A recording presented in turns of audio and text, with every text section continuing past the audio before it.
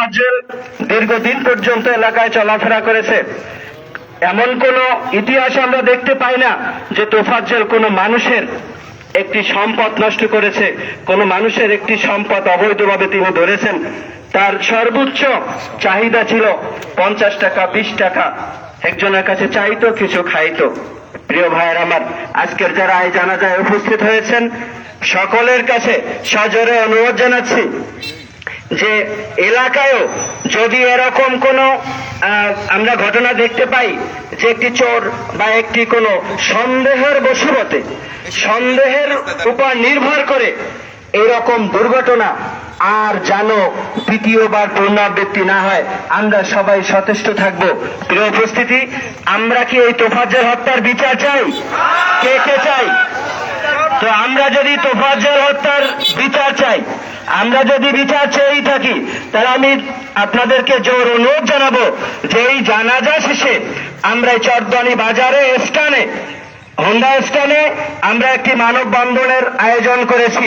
আমি আশা করব চরদানি সকল মানুষের পক্ষ থেকে আপনাদেরকে অনুরোধ জানাবো যে প্রত্যেকটা মানুষ এই মানববন্ধনে আজকের অংশগ্রহণ করবেন তো ইনশাআল্লাহ। আমরা জানাজা শেষেই দাফন কাজে যারা যাবে তারা ব্যতীত সকল মানুষ আমরা হোন্ডা স্থানে চলে যাব। এখানে যারা আলোচনা করতে পারেন নাই, আপনাদেরকে সেখানে আলোচনা করার সুযোগ দেওয়া হবে। সবাই ভালো থাকবেন, ধন্যবাদ। আসসালামু আলাইকুম রহমতুল্লাহ। সবাই লাইনে যান। আলহামদুলিল্লাহ ওয়া কাফা ওয়া সালামুন আলা ইবাদিহিল্লাযিনা ইসতাফা, আম্মা বাদ।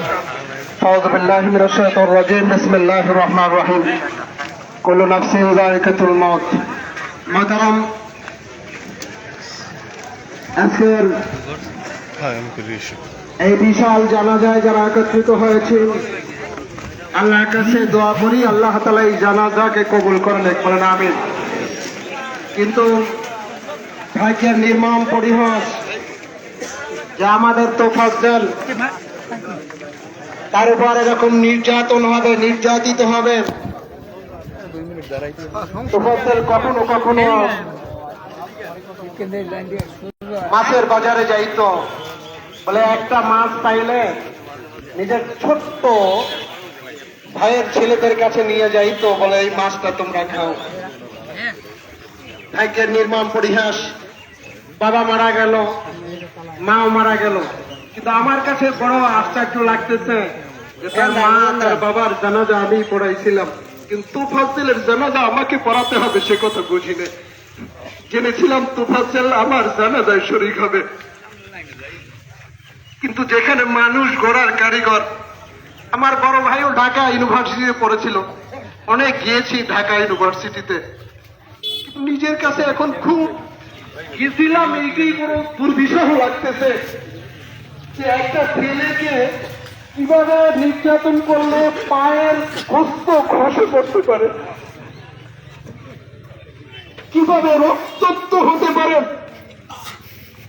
আমার মনে পড়ে যারা তোরা শিক্ষিত হয়েছে কিন্তু মানুষ হও নাই। জানুয়ারি রয়ে গেলে আমাদের সোহাগ বা শাসক বলেছেন, বলে ঢাকা ইউনিভার্সিটি থেকে তো রাজনীতি তৈরি হয়, এই যদি হয় রাজনীতির তো শেষ পরিণত আয়নাগারই হবে। এজন্য ভাই ও দোস্ত বুজুর্গ, আমি আজকের এক বন্ধু আমার রিয়াজ ঢাকার থেকে ফোন করছেন যে ভাই তোমার এহসাস পেয়েছি এই তোফাজ্জল তোমার গ্রামের। আমি বলতেছিলাম ভাই আমার গ্রামের না, আমার কাছের। আমার মনে আছে ওর বাবা একসময় দূরে চলে গেছিল, ওরা দুর্বিষহ জীবন যাপন করতো, আমাদের বাড়ি বারবার যাইতো, কিন্তু সেই থেকে তোফাজ্জলের জীবনে মনে হয় আর শান্তি হইল না। বলে আমার রিয়াজ বলতেছিল যে ভাই সারা বাংলাদেশের যে চোখের পানি, এই পানিতে হয়তো তোফাজ্জলের জিন্দেগি আল্লাহ তাআলা অনেক বড় করে দেবেন, তোফাজ্জলকে শহীদি মওত আল্লাহ তাআলা দান করবেন। এজন্য সবাই বলেন আমিন। সব আল্লাহ তোফাজ্জল জীবনে শান্তি পায় নাই, কষ্টই পেয়েছে। ও আরশে আজিমের মালিক, তুমি তাকে জান্নাতের সর্বোচ্চ মাকাম দিয়ে আল্লাহ তাআলা জান্নাতুল ফেরদাউস নসিব করো। তাহলে আমাদের এই কষ্ট, আমাদের রক্তক্ষরণ, আমাদের চোখের পানি একটু হয়তো শান্তি পাবে। আখিরাত দাওয়ানা আলহামদুলিল্লাহি রাব্বিল আলামিন।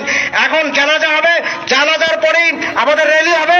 আল্লাহ তাআলা আমাদের জানাজার মধ্যে সকলকে অংশগ্রহণ করার তৌফিক দান করুক। আমরা যারা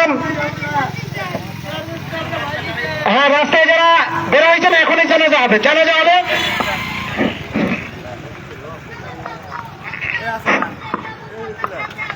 ফরজে ভাইয়া জানাজার নামাজ 4 তাকবীরের সাথে আদায় করতেছে। আল্লাহু আকবার।